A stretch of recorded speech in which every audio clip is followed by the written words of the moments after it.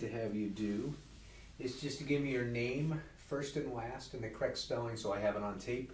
Mm-hmm. And this also gives me a chance to set my audio levels. So if you go ahead. Yeah, I'm Dean Ladd, and you spell it D-E-A-N L-A-D-D. Now, did you grow up in Spokane?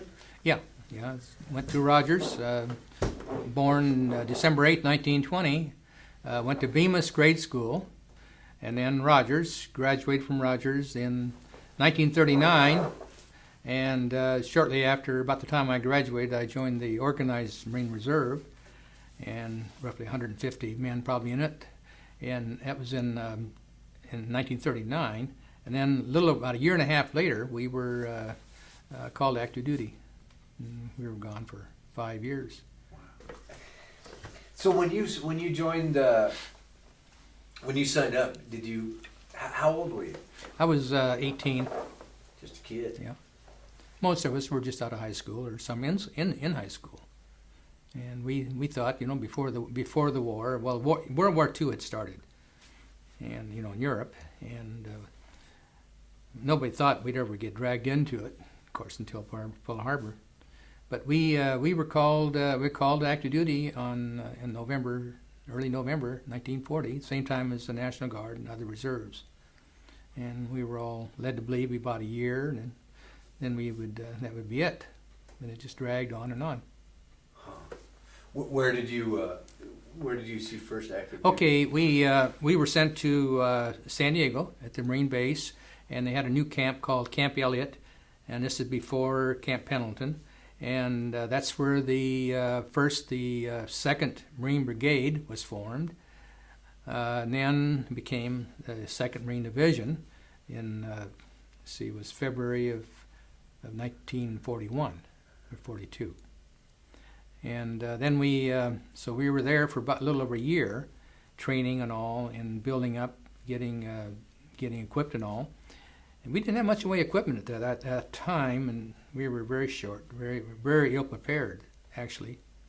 And so then Pearl Harbor, and within a few weeks, we were aboard ship on the Matson liners heading to the South Pacific. Lord knows where we didn't know where we were going.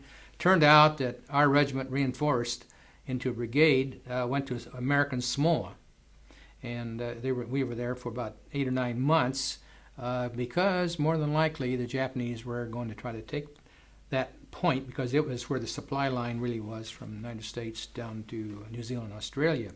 And it would have happened if it hadn't been for the Battle of Midway, and roughly in May of 41, and that changed the whole complexion out there. And from then on, it was the Americans on the offensive rather than the Japanese. Now the Japanese are trying to hold what they'd already taken, but they were gonna take Samoa and Fiji and cut that pipeline, supply line.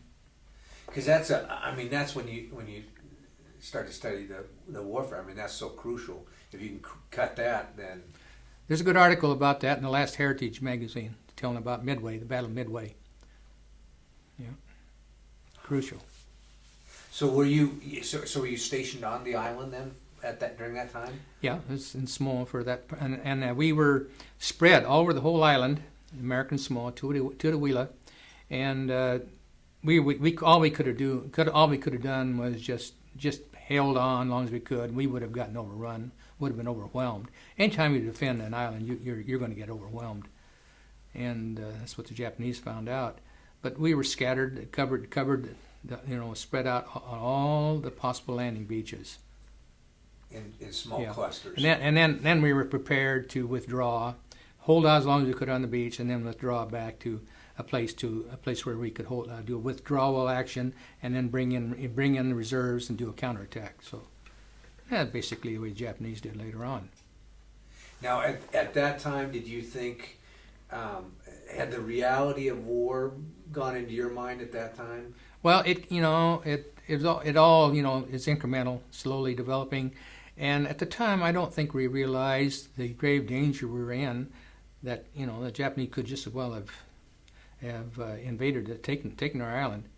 But we talk about that a lot in the book that we're doing a rewrite on. This is kind of a key area to talk about, the leading up to us getting finally geared up where we can take the offensive.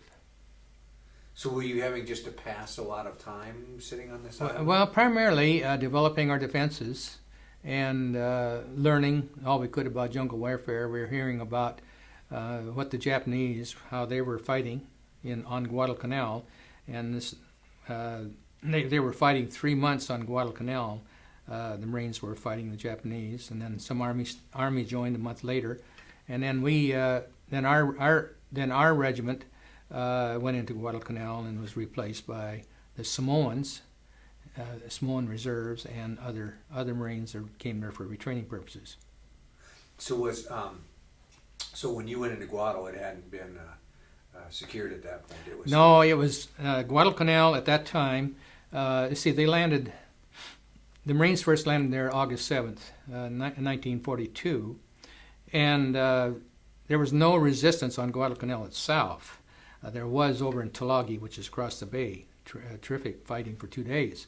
But the Japanese had just finished their landing site, their airfield there. So they were just getting ready to use that in the offensive way to cut our supply lines. So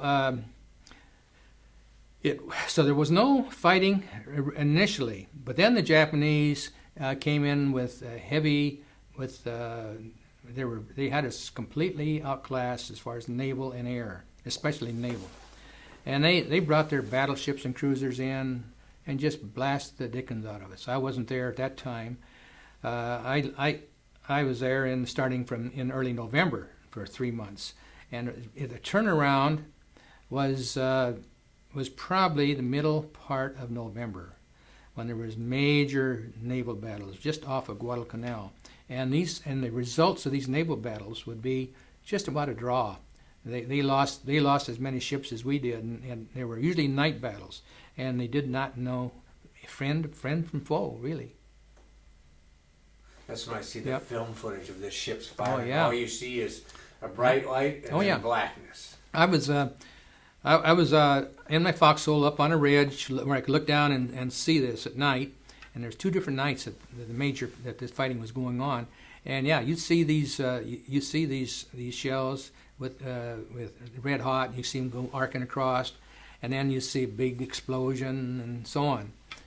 But it was then the next day, and we saw these ships of our ships that were coming in. They were towed in. Some we watched them as they sank. The sailors were getting off, and it was really something. That was a turning point. What is an 18-year-old kid thinking at this point? I think that when you're young, you think you're invincible, and you think, well, what an adventure, and you don't think of yourself as really in danger of being killed. You're thinking of it more just like it's a movie, and you're playing. You're not playing for keeps. You're playing for fun. You don't really realize that.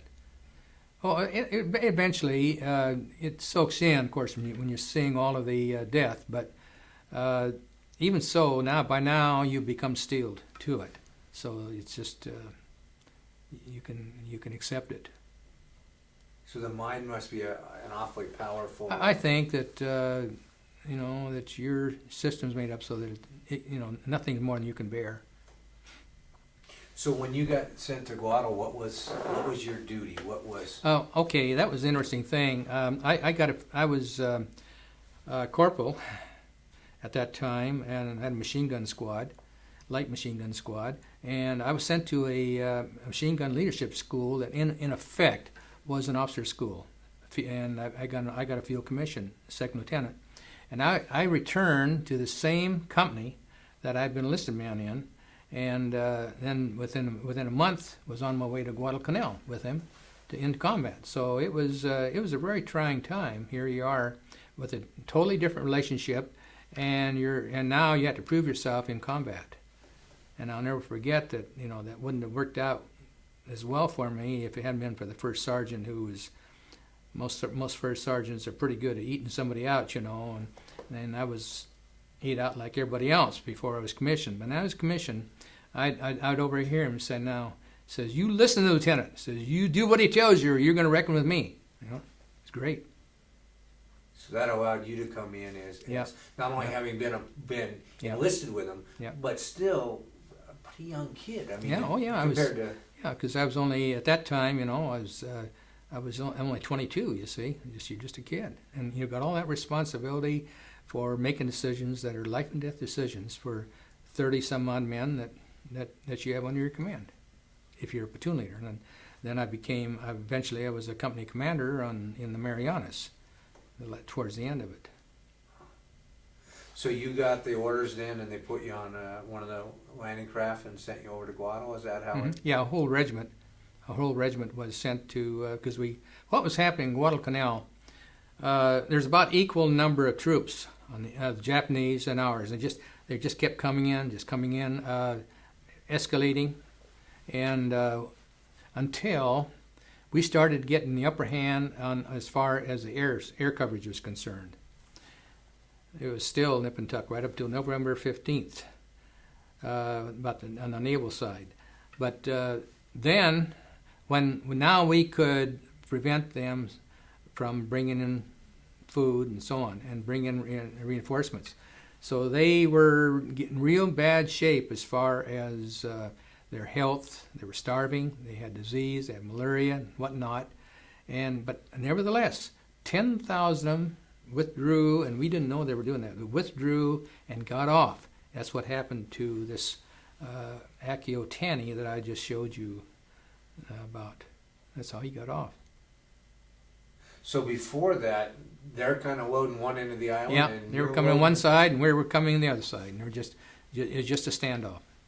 Here we had probably 20 or 30,000 on each side, just hammering away at each other.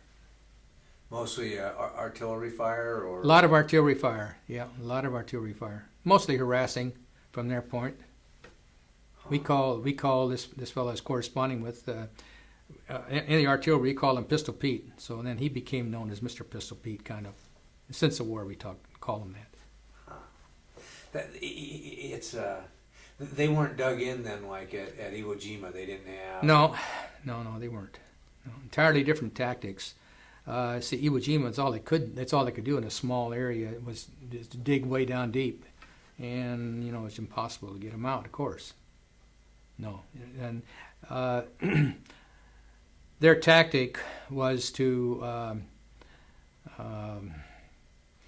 not defend, not to oppose you much in your landing, but to come at you in the next day or two with counterattacks, and that's the way they fought.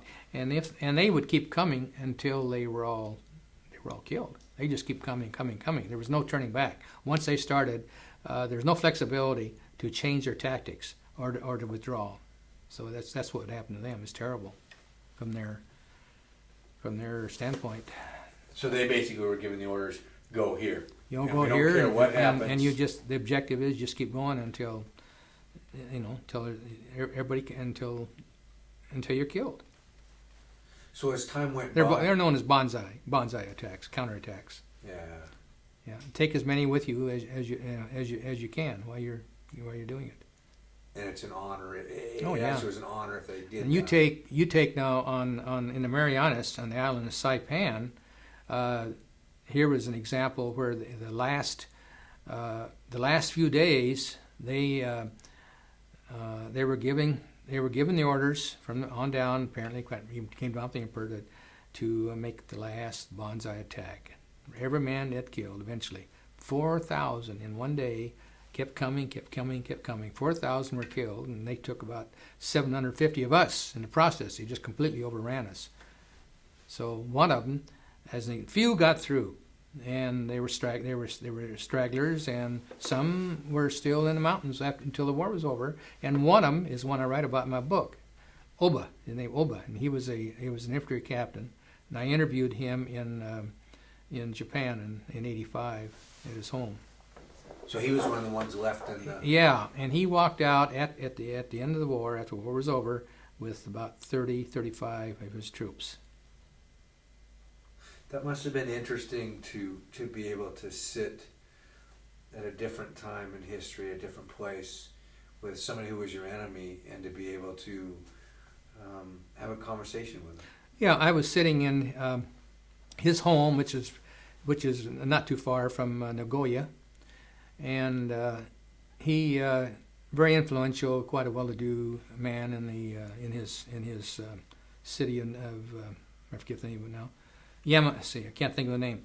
But anyway, here we sat in his nice home, and we had a nice dinner, and we were talking about the reason I wanted to interview him was that when I returned to Saipan, I've been back twice to all these places, and each time I be 6 weeks at a time, retracing my steps.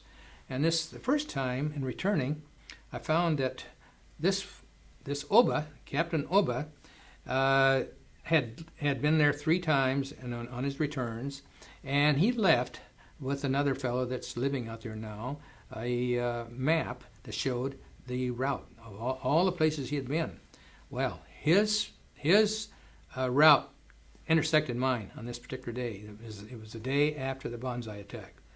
And so I just wanted to find out. And I said, "This is where you were?" And he says, "Yes." And I said, "Were you the one that was, every other word was bonsai and so on?" He says, "No, that was another one." But he says, "Yeah, I remember it." And so what happened, that was interesting because here I was, at that particular time, we were burying all these bodies, thousands of bodies. Just drag them into a bulldozer, come and make a long trench, and then we drag them all into the trench, and we're doing that for 3 days. Well, I had a couple of days. Well, about a week before, a little less, I received had a shrapnel wound in my right elbow. All walking wounded, like I was a walking wounded, were sent up because we had this big Bonsai attack we had to clean up from. And so I was going back to get my arm dressed to the battalion aid station. And I was alone, and I was walking back through this brush, and I saw a leg down there, and I thought, "Oh golly, I hope that's one of our Marines, maybe Marine body down there. It was live, it was Japanese, and there were 3 of them in there, and they were going to let me go through." Because they were all hiding. These guys had gotten through our lines, and now they were going to wait until evening and then make another counterattack. That's what they were doing. Well, so I had my carbine, and I shot and killed 3 of them right there and got out of there as fast as I could. Anyway, this is right where this Captain Obas, right near where he was. And these were his men. And that night, 40 of his men were killed, making another counterattack to our battalion aid station and CP. From this, I'd walked right through the whole darn group of them. Wow. Yep.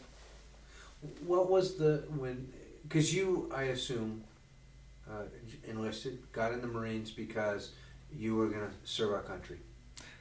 I was involved in rifle shooting. And I had 1 year at Washington State College then, now university. Good college. And I was on the varsity rifle team, and we shot 22 indoor and postal matches where we send our records back and forth, and we were the champions for the 9th Corps area, which covers the whole West Coast and Alaska and Hawaii. And so my dad was quite a shot before, and so that's how I got into it. So anyway, the Marines are great for rifle shooting, and so and then we had the big attraction in '39 was, well, we're going to go in our 2-week encampment to San Diego. So that's what happened, and a lot were pulled in because there's adventure, you're going to do travel, and yeah. When you sat and talked to this Japanese gentleman, was that because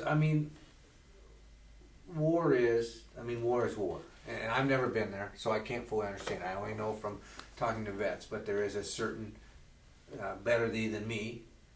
They're shooting at me, I'm shooting at them, I'm going to survive. But now years later, when you sit down out of war, because it's real weird, our society says it's not right to kill, and then we say, okay, war, okay, it's right to kill or protection to kill. So now you're back in this other environment and sitting with this person. Was that a uncomfortable experience? Not at all for me, but it is for an awful lot. I had no scars as far as that. That sort of a relationship is concerned. No, we both we always look at it. Well, okay, we all went through this horrible time, and sure, I was faithful to my emperor and to my ancestors, and sure, and I was faithful to my buddy, that not to let him, to work as a team, and faithful to the Marine Corps and all that. So we had same things are motivating us. But during the war, we didn't think about these as much. We thought about our enemy they're all drunk on sake and they're a bunch of wild people, and they're not realizing that they had faith more so than probably we did. Yeah. That's where our history books, at least, history a lot of times is told one-sided. That's why I'm interested in your book, where you're looking at the juxtaposition of things, where we were fighting for the right of our country. Wow. Now, if a Japanese soldier didn't commit harakiri, if he wasn't killed in battle, and if he was missing, it would go on the records in Japan that he was dead, and they had a memorial site for him, and the family received whatever remuneration there was. There's no way that he could go back and get back into that system again. He was a non-entity. He'd go back, if he survived, he'd go back, and he could, and maybe the wife had remarried, and all he could do would just be maybe not even letting him know around. Maybe he was observing, but he's not letting them know he's back there. So he's kind of a ghost. So there's a lot. This is one thing that the Japanese told me was the situation after the war. And it's interesting too that the veteran from Guadalcanal was telling me about the veteran from Saipan, that without identifying who they're talking about, it was obvious who he's talking about. Here, this is 50 years later, almost 50 years later, 45 years later, talking this way. He said some consider themselves patriots when they should have committed harakiri. And he's talking about my other Japanese that I've interviewed on Saipan, that he should have committed harakiri. He should not have survived. He wasn't really a patriot. Interesting. And I figured, well, I better just drop this subject. Wow, 50 years later. Can you imagine? Yeah. So where did you, after Guadalcanal, Okay, Guadalcanal. Then we went to New Zealand for about 8 months.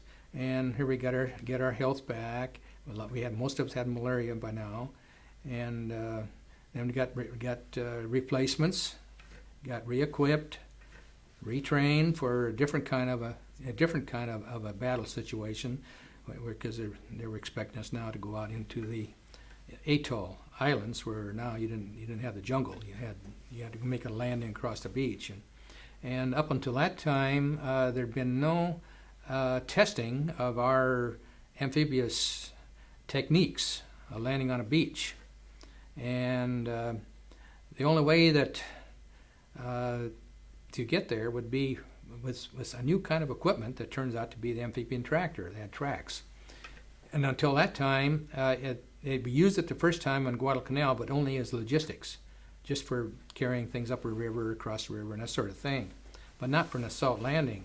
So Tarawa was the first time that that was used for an assault, and our generals were just emphatic that we had to have enough of these, at least for the first waves. And so we got it turned out 100 and I forget the figure now, 150 or so. We lost probably 80% of them.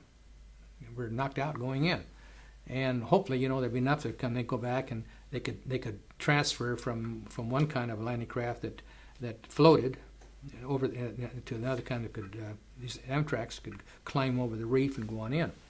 So anyway, I was one of those that on the second day, I went on the second day because our particular battalion was going to go by rubber boats further on up and cut off the Japanese as they try to get away.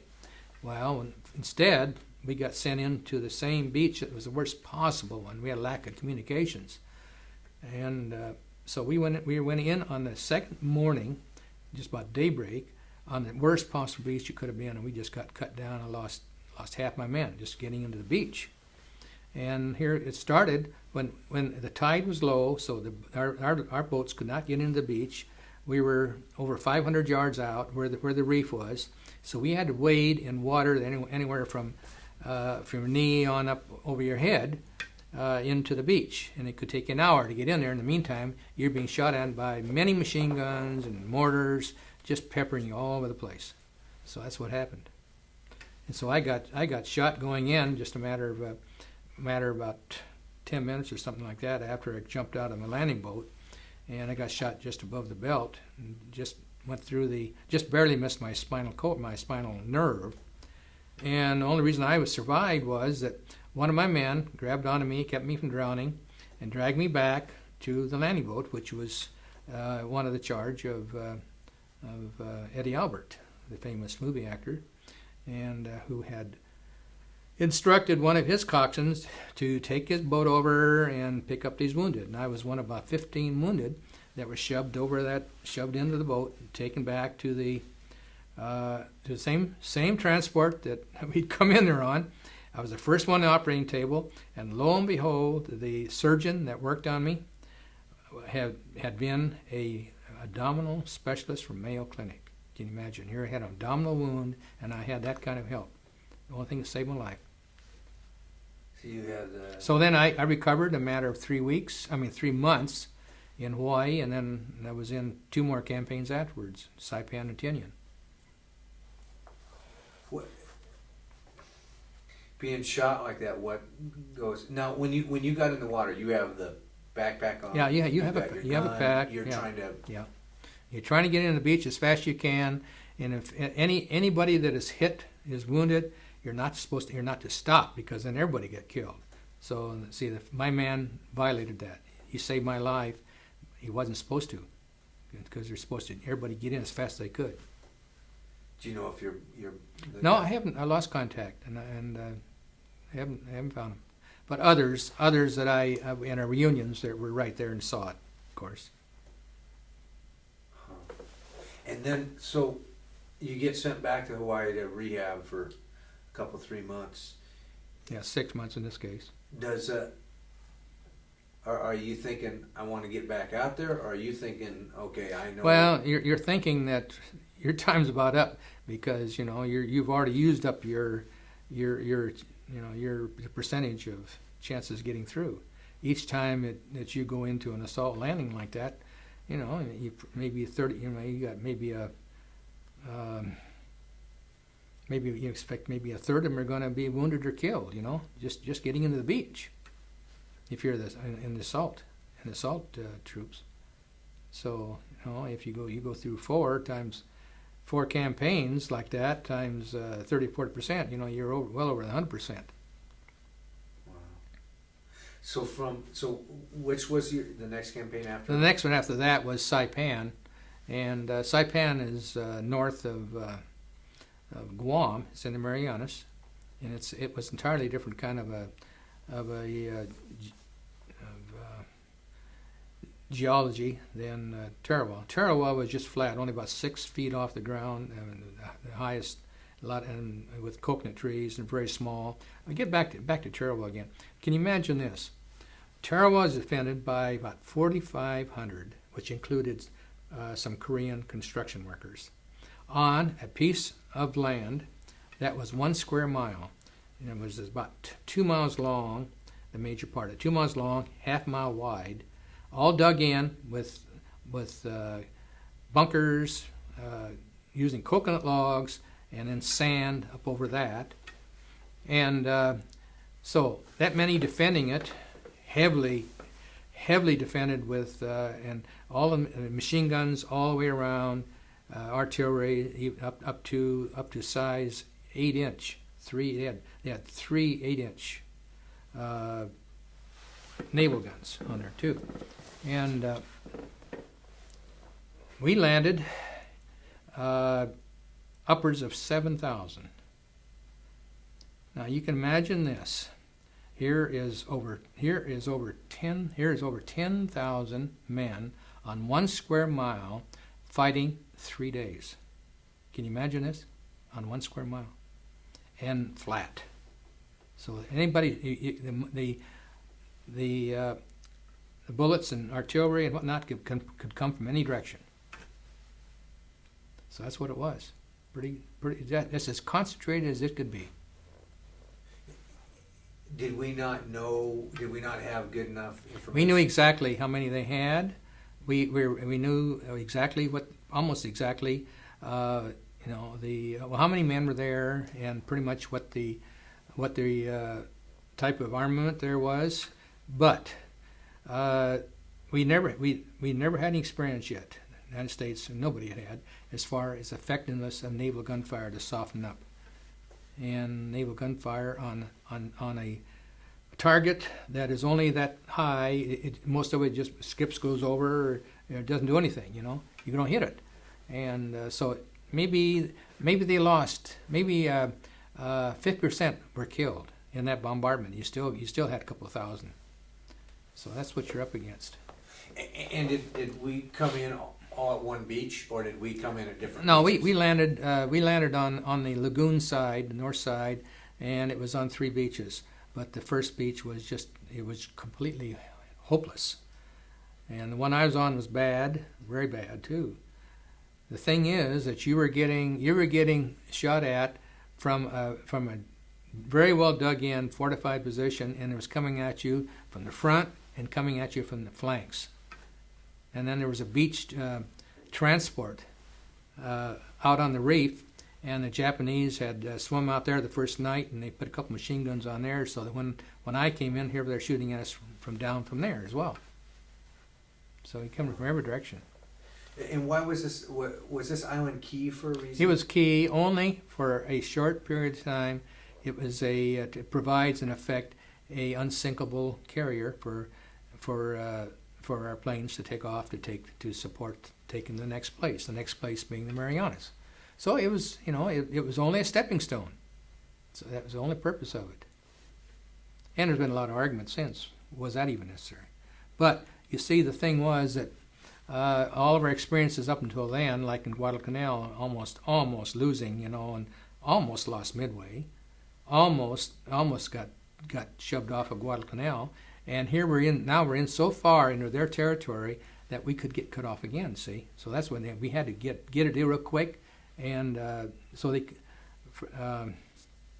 were, they didn't want to go in too far each time. They had to take a bite that you could cover it from with fighter support. And the only way you're going to get fighter support is from each of these stepping stones. As it was, we lost an aircraft carrier there, the Liscombe Bay. They lost all hands. They were roughly 1,000 lives were lost. They sunk by submarine. Did you lose a lot of?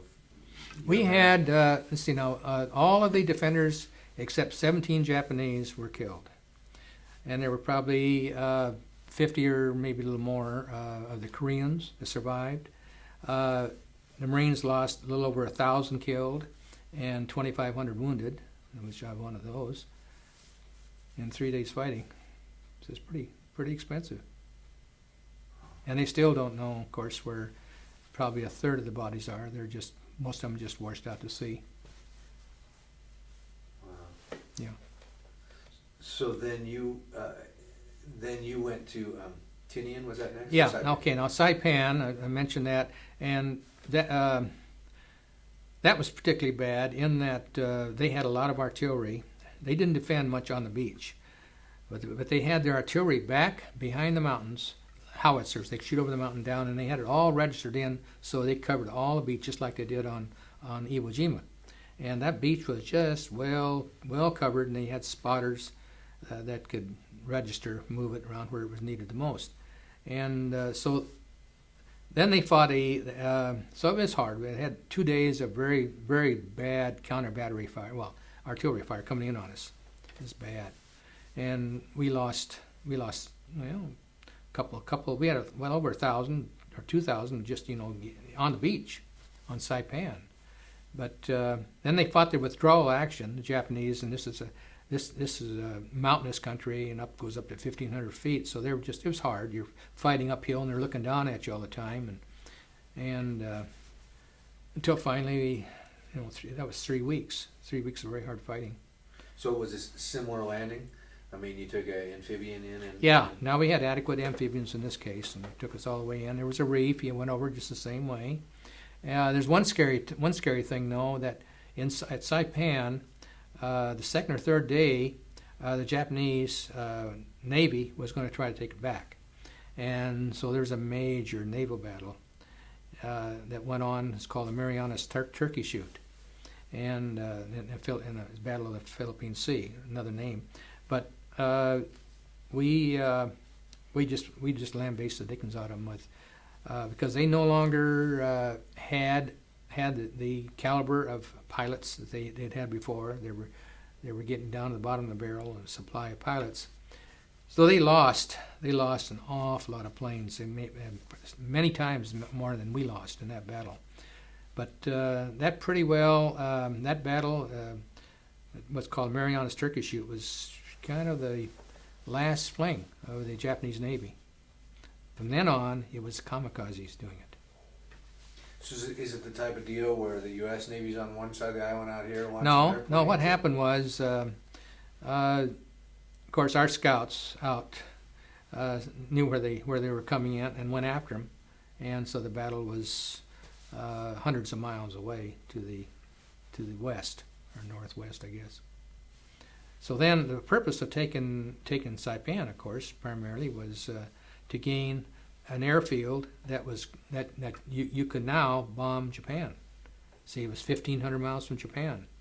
But the problem with that was you had to have fighter support halfway up, and that's where Iwo Jima comes in. They had to have a place there for fighters to give support to the bombers. Many of these bombers were damaged dropping their bombs over Japan, and when they coming back, many just didn't make it without the fighter support. So then the purpose that was for that kind of an airfield, and then Tinian was just a very short distance away from Saipan, only 15 miles away, and that worked real well in that close. We had artillery on Saipan that shot over onto Tinian, and so we just clobbered dickens out of the opposition there, and that lasted only a little over a week and a half on Tinian. Minor casualties as compared to Saipan, but that and Tinian is where the Enola Gay had the atomic bomb took off from. Were you there at that time? No. Huh. So I assume that the Japanese didn't have the shells to be able to. I mean, we. No, they were practically very ineffective in stopping our advance. They were completely. They shot their chances probably just the first or second day when they made their first counterattacks, and then they just couldn't get their act together. They were just fighting, delaying action all the way back. So when you were on the various islands, were you foxhole living or Oh what? yeah, of course. Yeah, sure. And would you get in and then set an encampment, or what's the type of thing? No. These islands aren't very big that you're on. No, well, what you're doing, you're on the line, and you're a line of skirmishers clear across the island, and you're moving during the day. Then at night, you dug in, and you got your barbed wire out there because they're going to attack you. They would counterattack at night. Always a counterattack at night. And so you were advancing during the day, and then at night you were holding as they're counterattacking you, and they could be all around you at night. Yeah. Could you hear them? I mean, at night. Yeah. The last. Let's see. Just a couple of nights before the island was secured, I was company commander, and we took a ridge. And we had to get up to that ridge. The battalion commander was on me. He says, "Dean," said, "we've got to get there tonight. There's just no way around it. We got to take that ridge." So we just barely did it. But when we held the ridge, and it was coral, and you couldn't dig in very much. We had barbed wire out in front of us, but there was a gap between our company, our battalion, and the other division, the 4th Marine Division. And there was a gap of hundreds and hundreds of yards. And the Japanese were good at locating these gaps. And they came right through and right up behind us, and they were just among us all night long. It was a miserable night. So that's one of the places I wanted to find on my return. And I found it. My radio operator shared the foxhole with me, and I remember he was on the phone with another operator with the 81 millimeter mortar platoon, and and they asked for help to go down and lay the line and the wire for communication. And he says, "I'll meet you down there in the road if I don't get my head shot off." Well, he was killed. He was out and he didn't come back. They found his body. And then the adjacent foxhole was the company commander of the other company adjacent to me, and that was this one I told you about that I've been all through high school and the Marines together. And he was company commander of that adjacent company.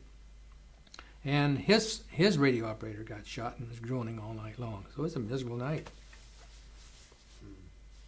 And again, these are all just kids like you. Yeah, basically. Yeah, teenagers in most cases. Yeah. Is it tough to? I mean, I guess everybody's in the same boat, so to speak.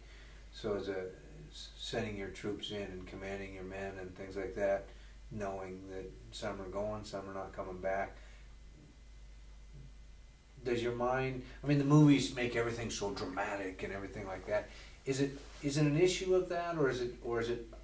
Well, you don't have any. There's no choice. You know, you're caught up in it, and you know where you can go. All you do is you just got to go along with it. You know, there's no other alternative, and you know your odds are really against you now. You know. Yeah. Because I know sometimes they talk about not stir crazy, but the soldiers that you know their mind kind of lets go on them and stuff like that. Did you face? Well, yeah, we had men that were like battle fatigue, you know, shell shock, but probably it's no different than it is today. You're trained to do a job, and it's a real, you know, it's very stressful, of course, but after a while, you've been in it a while, and you're getting steel to it too. Then you get to the point where, almost the point where you don't care, you know. Just very strange. All right, I remember when we on Saipan, when we had the last Bonsai attack, the largest Bonsai attack of the war, 4,000 of them were killed. The Japanese trying to take back the island. Didn't get very far, but. They overran the Army unit. The Army unit that they overran, they found gaps in the defense line. They didn't have enough troops to really cover the whole area, so they were in strong points. And the Japanese found the gaps and came right on through. And so when we passed through their lines, my unit passed through their lines, and these soldiers were really decimated. And I remember one soldier told me that, you know, he said, "I'm not here because I want to be here." He says, "I was drafted," and says, "I'm here against my wishes." And he says, "You young Marine," says, "you don't know any better." Says, "You're young, you don't even know when you got danger." You know, says, "I'm old enough to know." He made no bones about it. And I said, "Well, yeah, that's you got something there." Huh. Did you sleep? What you do, you usually have 2 men to foxhole, and then you take turns, one being awake all the time. But you're awfully tired. You only get half a night's sleep, and the next day you're going to have to go through a lot more on a very stressful day. So does fear and adrenaline and all that come into play to override the tiredness, or? Well. No, you're pretty. It's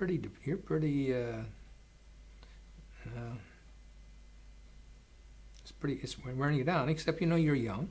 You know, you got a lot of resilience, I guess.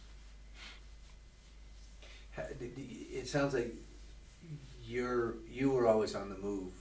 There wasn't If, times if you where were on just the, sat. if you were on the front line, yes, you're always you're either holding position or you're moving, you're advancing, and usually in these cases we're always advancing. How did communication work? Because if you're all dug in foxholes, you're moving during the day, you're dug in at night. Mhm.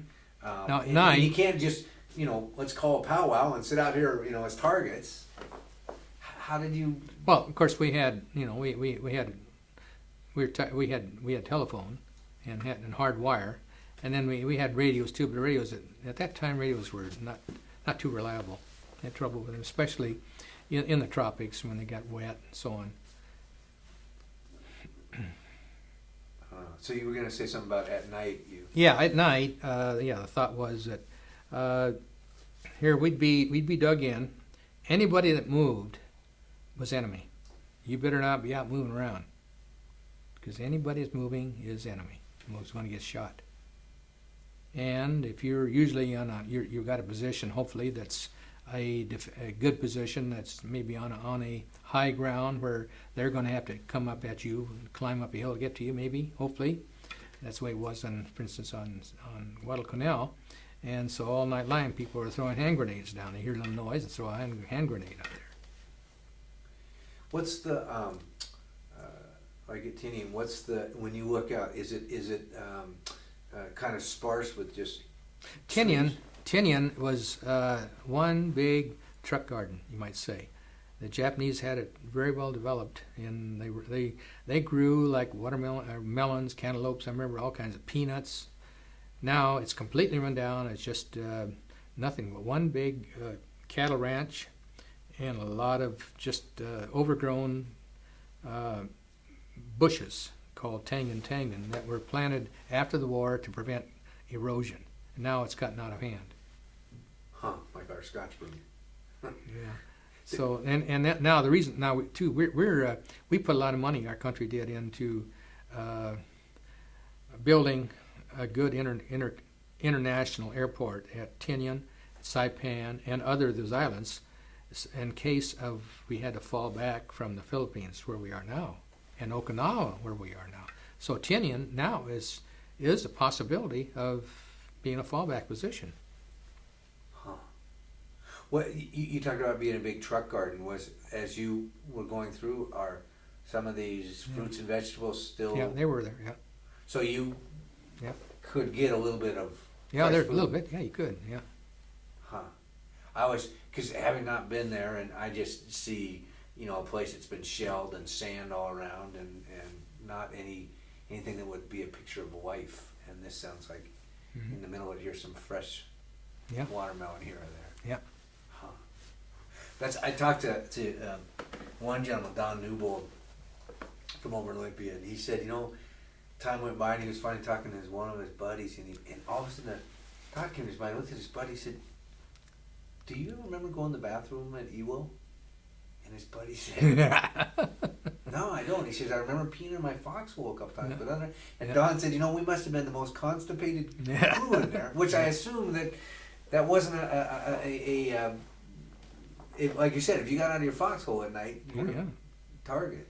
Oh yeah, like there was an example. The first night on Saipan, this one second lieutenant I knew, and he was in the other company, and he was out of his foxhole and he was walking towards his company commander, and I thought the company commander did it, but I found out just recently, no, it was probably somebody else. But he was shot right in the head because he was out moving around. Friendly fire.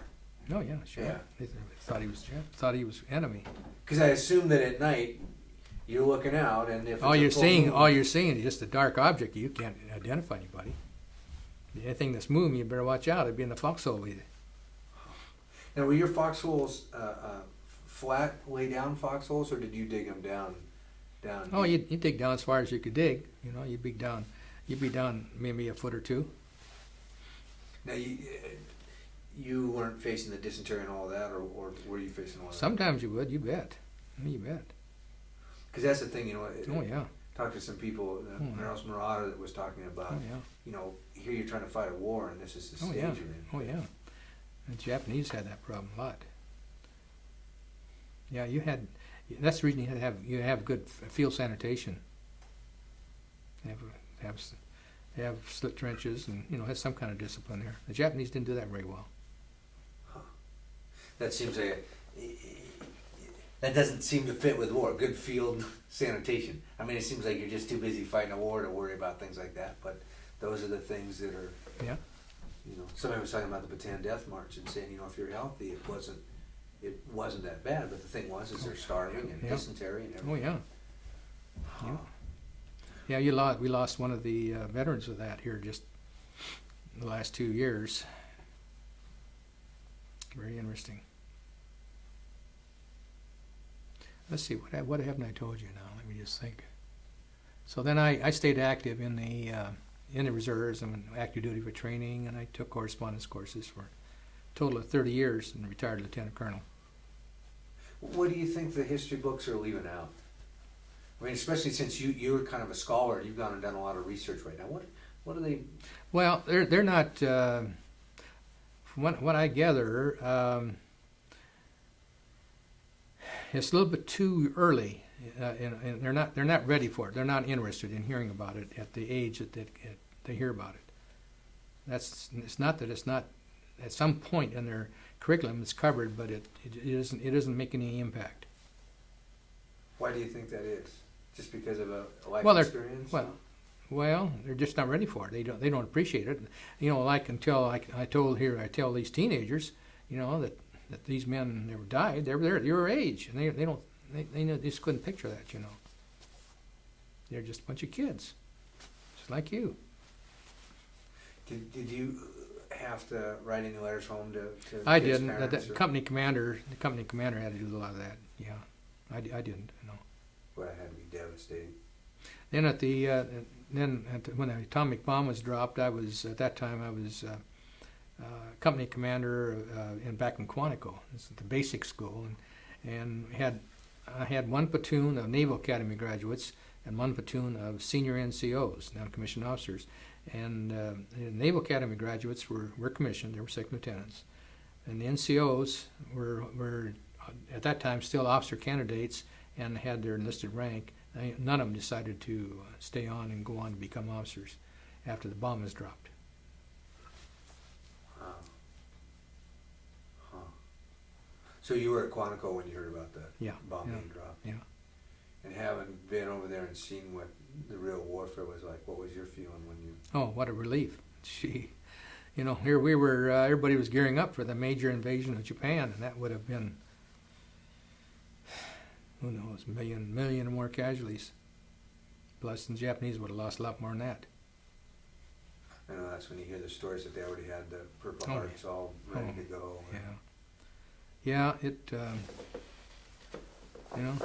they knew the reality that what it was going to be like, because they just would not surrender. They'd fight to the last man.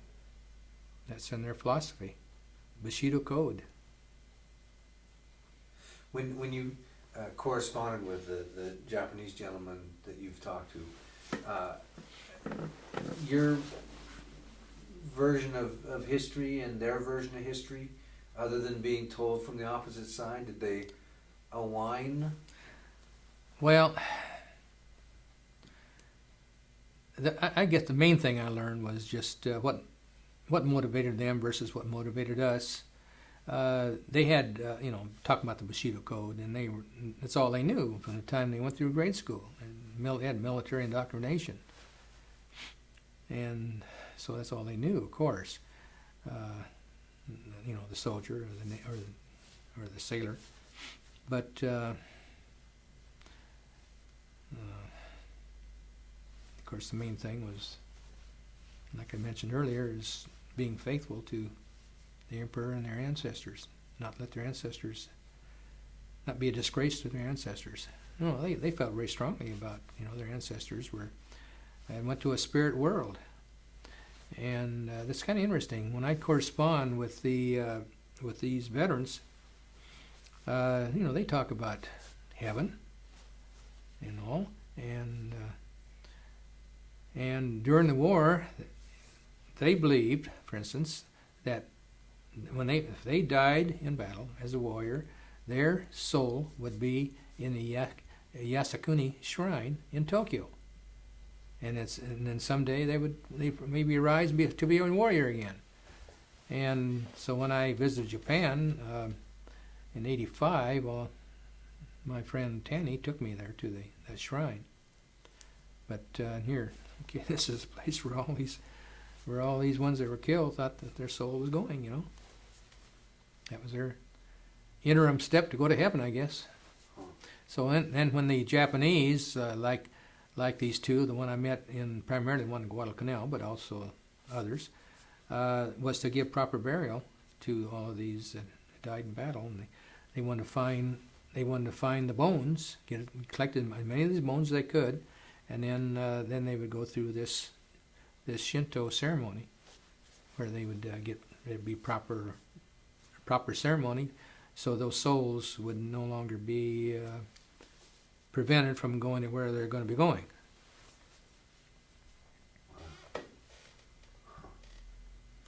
Do you think that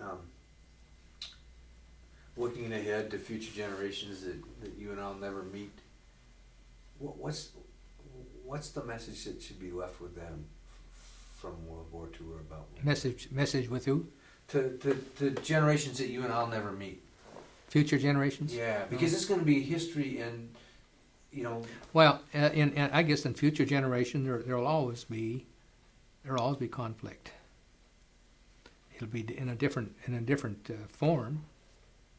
Like I've done a lot of genealogy and so on, and reading about ancestors that go way back, and I got ancestors go into royalty, and of course the way they fought was so different, and horrible things. We think of them horrible things right now, but it was not really just a different way of doing it.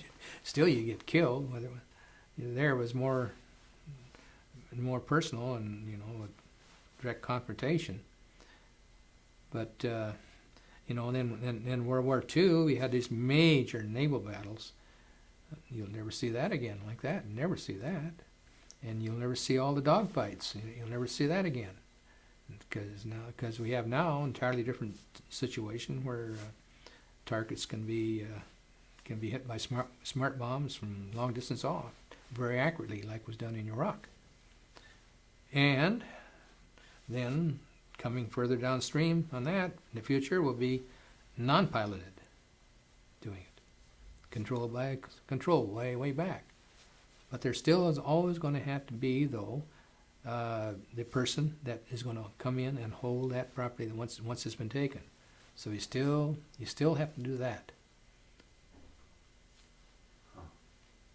So now, what the Marine Corps is doing, of course, is they need new kind of equipment that they can approach from a long way off and get in fast, like with this Osprey that has the tilt rotor. And the whole idea in that is so that they can do a lot better maneuvering, getting in. They have to go over a beach someplace. They come in real fast over somewhere else, and that's maneuver warfare.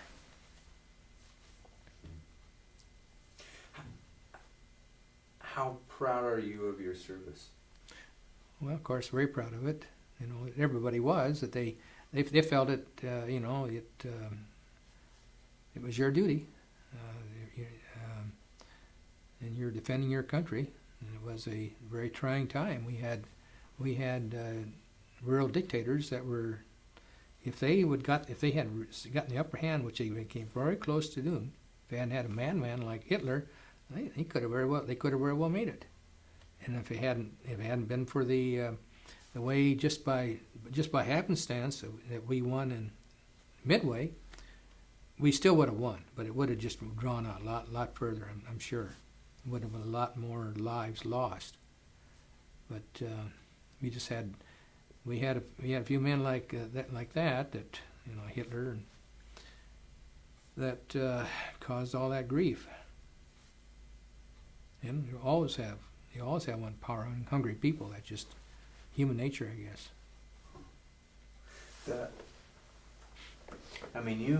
Your branch of the service, again, everybody did their job and all that, but the Marines, I mean, I assume you being in it feel this. I mean, the Marines definitely are cut from a little different cloth. Oh yeah, And, yeah.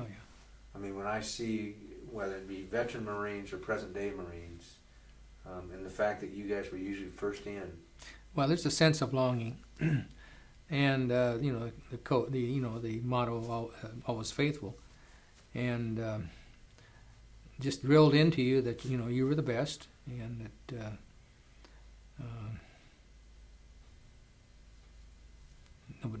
you could handle any situation. Yeah, it means a lot. Just the psychology of it means a lot. You can be armed the same way, and still, there's all difference in the world. About how you stand up against adversity. Yeah. Trying to think on what else we haven't covered. I think we've pretty well covered, unless you can think of something else.